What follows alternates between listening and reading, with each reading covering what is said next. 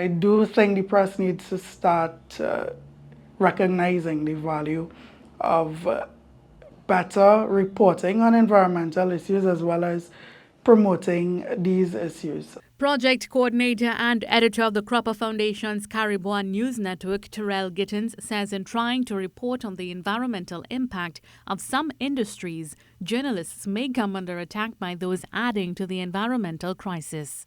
What I would say, could be a problem for the press here at home and in the Caribbean is that, of course, we have a lot of economic interests when it comes to extractive industries like the oil and natural gas, sector or the mining sector.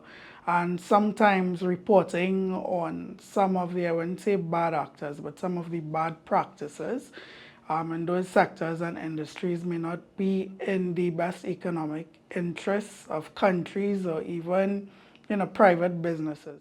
And though there is the freedom to report on the issues, some may feel the need to stay away from such stories. For example, within our, environmental reporting project, we have journalists from across the Caribbean, Suriname being one of the countries, and we have had, journalists writing about how mining issues affect indigenous communities, and even within them reporting on these issues, there is this level of risk. He says the theme chosen for World Press Freedom Day is quite fitting.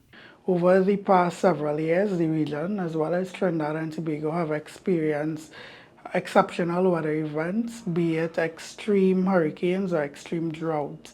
He says it's necessary to have the freedom to share the stories associated with the current climate crisis. So if we want to continue educating people about the natural environment and these environmental issues, as well as holding our regional leaders and decision makers accountable for the decisions that they are making that affect the natural environment, that in turn affect our environment, I definitely think it's important to have a free and fair press.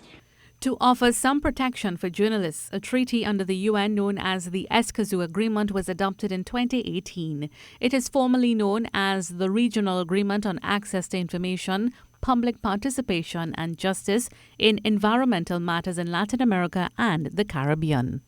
Currently, there is a push to get countries, including Trinidad and Tobago, to become signatory to that agreement and to recognize it, because of course we want to ensure that environmental advocates and environmental journalists are able to do their jobs without fear.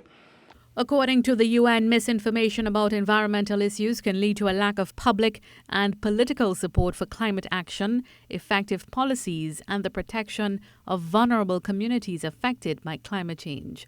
The UN says awareness of all aspects of the global environmental crisis and its consequences is essential to build democratic societies. Mahalia Joseph-Wharton, TPT News.